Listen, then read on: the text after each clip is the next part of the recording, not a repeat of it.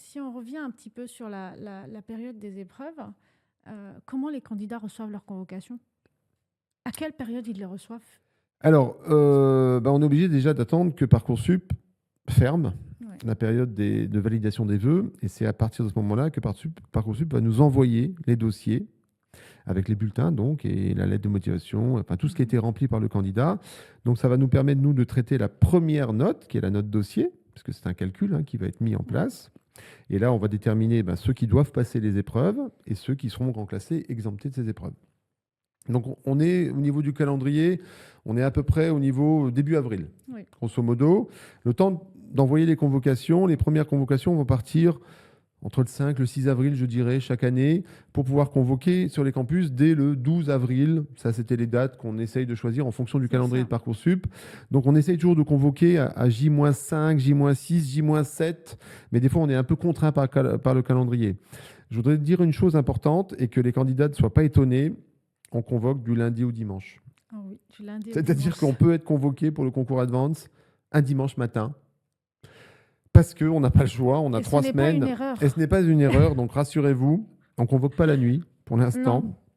Mais être convoqué le week-end sur un campus, c'est pas impossible. C'est pas impossible Non. parce que on a des milliers de candidats à faire passer dans un temps qui est très contraint. On a à peu près 3 semaines. Ouais. Puisqu'après, il faut que nous, on remonte les notes à Parcoursup pour pouvoir établir le classement et que Parcoursup vous donne le classement début juin. Donc, pas de panique, vous serez convoqué. Alors, quand vous êtes convoqué, vous recevez la convocation par mail. C'est le concours qui vous envoie. Et cette convocation sera également disponible sur votre espace candidat. Totalement téléchargeable sur l'espace candidat. Et je suis au 15 avril, j'ai pas reçu ma convocation. Est-ce que je dois m'inquiéter ou pas? Pas de panique.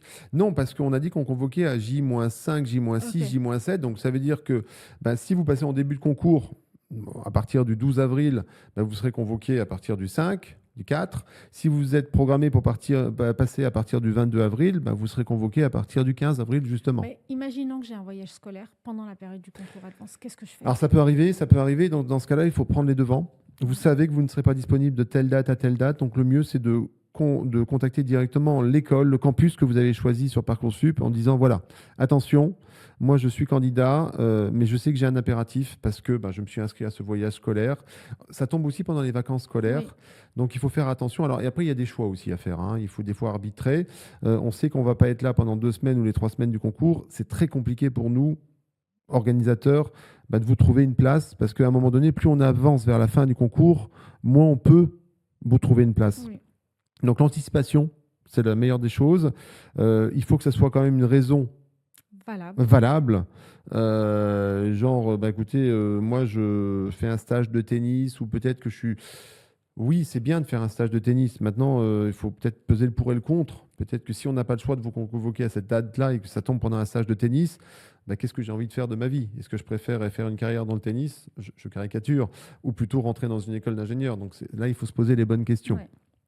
Maintenant, les impératifs arrivent aussi au dernier moment. On peut tomber malade. Dernier moment, là, il faut prévenir tout de suite le centre dans lequel on devait passer. On essaye dans la mesure du possible, on essaye toujours de s'arranger pour vous trouver une autre date. Mais encore une fois, plus on arrive vers la fin, plus c'est compliqué de trouver des dates.